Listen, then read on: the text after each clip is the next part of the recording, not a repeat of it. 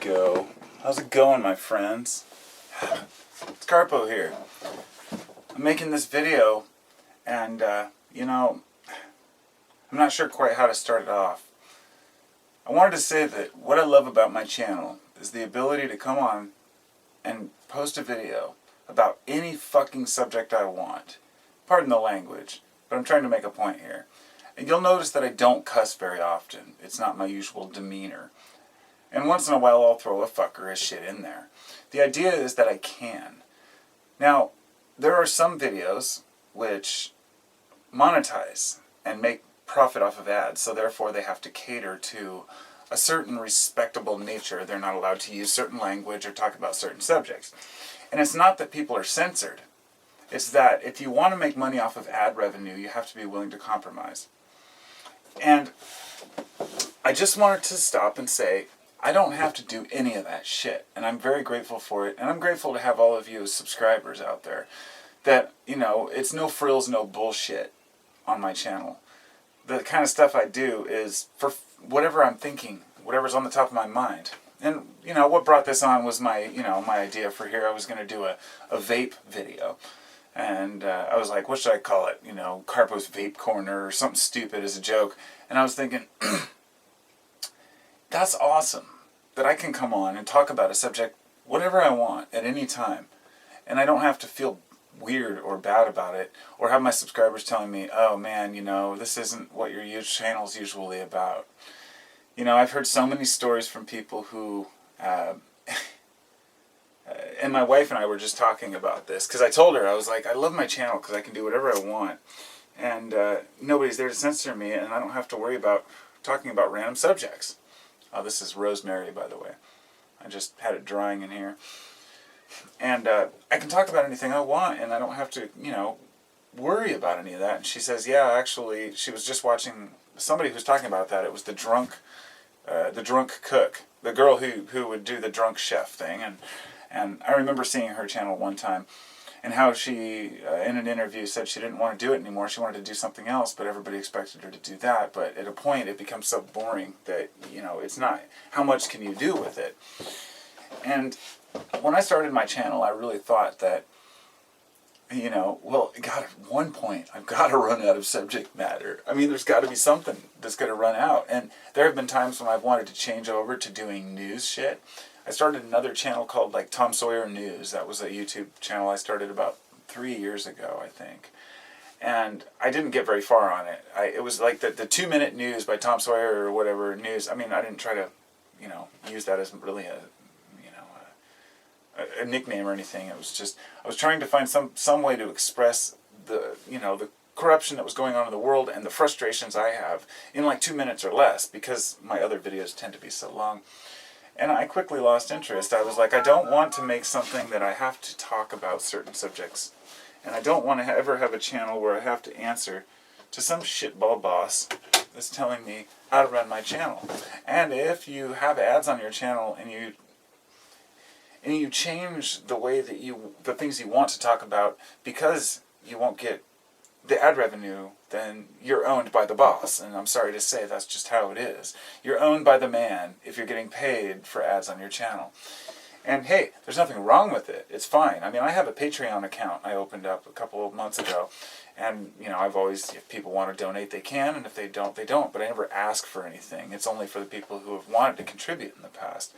And I have a few patrons on there, and honestly, I really, think it's awesome. It blows my mind that people are actually kind enough to give me anything at all for my efforts. But then again, I get people who are surprised that, of the kindness that, when I gave away free Kratom before the ban, which is kind of up in limbo now. Some people said, I just couldn't believe that you gave it to me for free, and don't expect anything in return. And there's, it gives me, people would say it gives me faith in humanity again, because I know that there's a lot of distrust out there. And there's also a lot of people who are catering to subscribers, and a lot of people who are catering to big business, to ad revenue, to all these things. And it bums me out, that people can't just be straightforward. There are a lot of really smart people out there who could be doing way better channels that are just stuck in this paradigm of trapped, when they're in this role or this persona that they've created. And then they try to go solo and they can't do it because, nobody wants to hear this or that. They want to hear something specific. And I just can't stand what we call it culture, the culture that we're part of. I really can't stand what it's become, yet at the same time I love what parts of it have become. In other words, it's all about the perspective and how you look at the universe, how you look at the world around you. If you decide that everything's shit, then your life is going to be shit.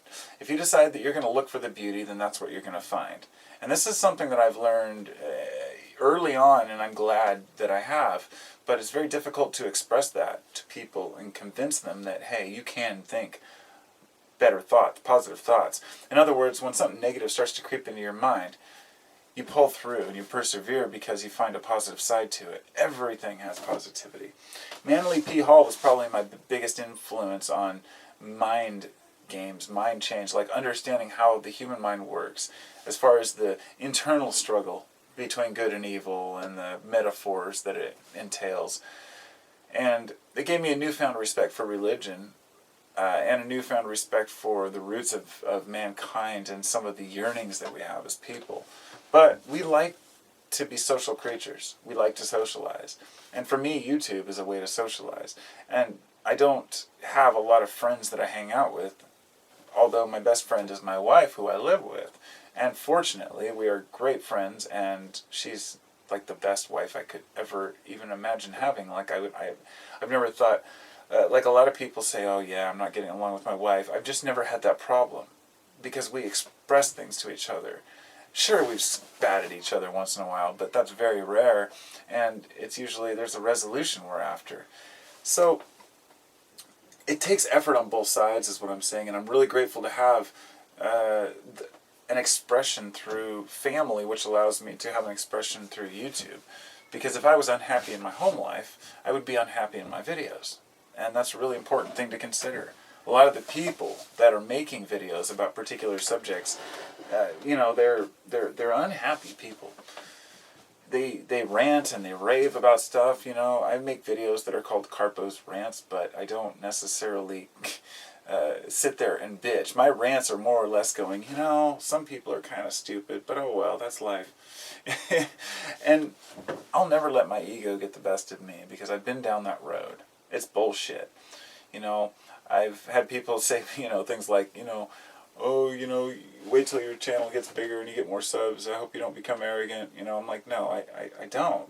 Because I don't give a shit. From the beginning, I never gave a shit. I was never trying to cater or impress anyone. It was about talking about shit. But at the same time, the videos that I do, say in a dark couch in the back room or back corner like I've done in the past, those aren't very enjoyable to watch for everyone. Some people want a more lively presentation, and for me personally, I don't like watching videos where it's just like, hey man, it's just, hanging out, And maybe it's because of my short attention span. I like things to go down quickly. I like to get to the point because my mind is racing. I'm always thinking. And always about something, but it's not in a bad way. It's in a processing, understanding way. And I don't have to impress anybody or do anything because, well, I'm going to take a bong hit. I don't usually do this, but it's just sitting here and it sounds so good. This is Harlequin Tsunami. It's all CBD. No THC in it. Very tiny amount, like less than 1%. So I guess it would be legal pretty much technically anywhere.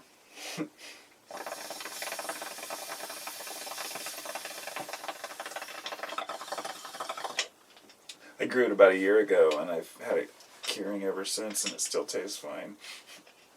It'll last a long time. Kratom will last a long time, too. People are like, how long will it last? I'm like, at least a couple of years if you seal it right, But anyhow, compounds do break down. But, the idea of this channel for me was really to express myself, and I've been able to do that, and I met a lot of awesome people in the process. I mean, I can't say thanks enough. It's great. The last 5 years I've changed my tone a little bit in my mind, and it's hard and difficult to gauge your own growth and change, especially if you haven't documented it. And this is why I try to keep a journal, but it's not very regular that I write in it. And therefore, YouTube is my journal. For the last 5 years, I can go back and look at what I was talking about at any one time. And I'll tell you, listening to myself back in those days, even a few years ago, I can go, okay, I've grown. And I don't have to defend all my points of view, because they have changed. I'll get this book here that I was, this is the Life and Times of Joshua. And it's basically my, it's a memories book that I've filled with various pictures of family, and the history, some of my friends that have gotten married, some pictures, Time to Spare, which was our old band where we played kind of like jam band stuff, stickers, various things that I've gotten over the years, cards, a Gaddafi card, like a playing or trading cards, various business cards and whatnot. And up here is this thing, it's called, I'll pull it out because I want to kind of, fuck it. I just put it in here and I don't want to, it's in a picture type frame thing. Anyway, it says, official member of the Lake Oswego Hemp activists. Now, Lake Oswego is a city near Portland. It's kind of a little yuppie town. I lived in like the poorer part of town. It was like really ridiculously, actually cheap rent, like $425 for our house downtown. And so I lived with a bunch of yuppies and grew up in a community of yuppies, but I was not a yuppie. So it was hard. So Lake Oswego Hemp activists, keeping Oregon green for you. And then it says, to act on the unjust laws of our country is the first step towards saving the earth. To act on the unjust laws of our country is the first step towards saving the earth. And I did that back in 93, I think, 94. And I had all these plans and things written out, but when I got busted by the cops in like 98, 97, they took all my comic books I've drawn, weed related, all my pictures on the wall. I've had some fucked up incidents. I've had cops come and raid my house and take everything. I know what it's all about. And it was ridiculous. And so I never got any of that stuff back. But I do still have that hemp activist card. Now I created those cards and I wanted to give them out to my friends. I laminated them and everything. There's a lot of funny stuff in here. Oh God. A picture of me with Elvis over here. Now it's not the Elvis you may think. This is the Elvis of Portland, Oregon. He's like this homeless guy. He wasn't homeless, but he was kind of a street guy. I'm sure at one point or another he was homeless, but the guy everybody knew who he was. But my point here is by reminiscing is that when you go back and you're able to really look at yourself, you can really see where you've changed. Finding this piece of paper here. This is from, it says 6/18/91. So this was 1991. So it was 25 years ago. And it says still dosing, which means I'd taken LSD and I was still tripping. It says, it's a poem I wrote. It says, chemical friendships, bonded, sticky with THC crystals. Crystals of the past, now into the future. A future of dropping, a bright future of happiness and fortune. Sincerely yours, dose out dude, Josh. Okay, so I was, 16?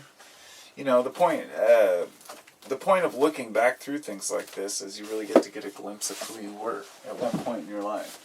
And when we admit that we're faulty humans, and it's okay to be dumbasses, it's okay to be chumps, it's okay to make mistakes, it's okay to wake up in the morning sometimes and go, why did I do that? Even sometimes I'll make a rambling video about some particular subject and think the next day, like, why did I make a video? And then I'll think, why do I care? If people don't like it, they don't like it. I don't give a shit what, about the critics of it. It might be a controversial video, and I was like, well, I don't want to offend people because I'm here to discuss things, but I don't like to push buttons. A lot of people, that's their scheme, that's their thing on YouTube. They're trying to get a video, breaking news, alerts, martial law, New World Order, oh no, Alex Jones, the shit's gonna hit the fan, oh fuck, we're done for. And all I can say about those guys you know, the David Icke and the Alex Joneses of the world, is that they're just douchebags to me. And a lot of people will stand up for both of them in their own ways. But I have to say, just because you mix truth with bullshit doesn't make it true. And a lot of these people are just scaring folks into thinking that everything's doom and gloom, when in fact it's really not that bad. You know, if you make life what you want it to be. But anyway, the point being is that, yeah, there's a lot of messed up stuff in the world, but it sucks when people capitalize on it. It sucks when people's whole channel is based on breaking news, because sometimes there is no breaking news. Sometimes there is nothing to talk about.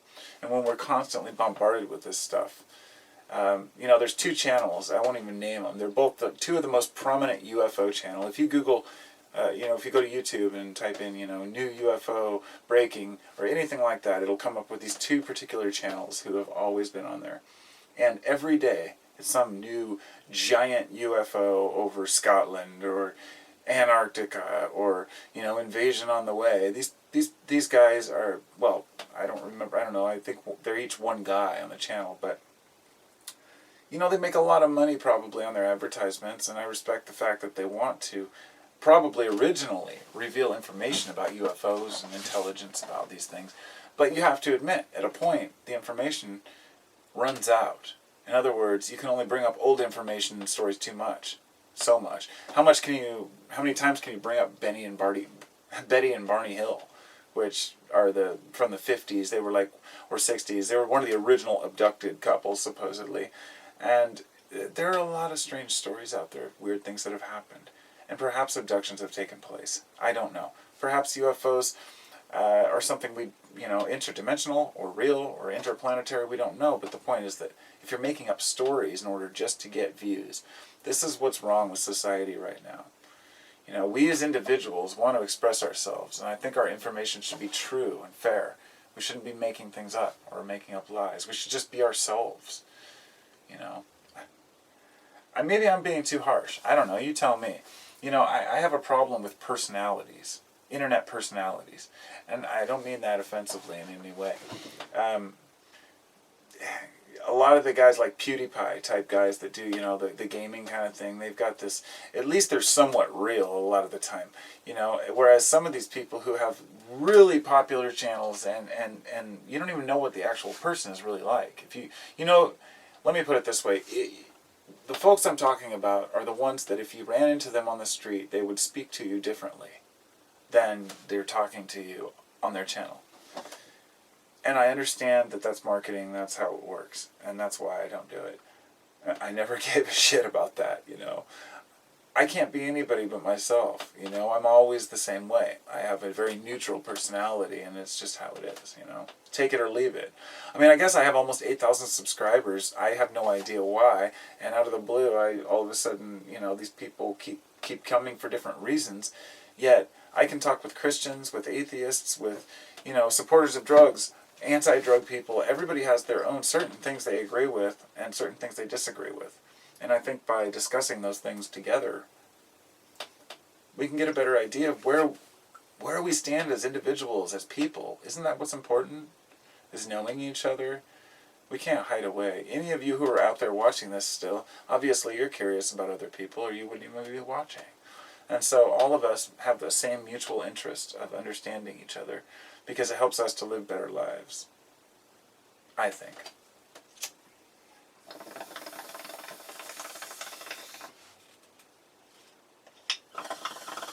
I have a crappy old metal bowl on here, yes.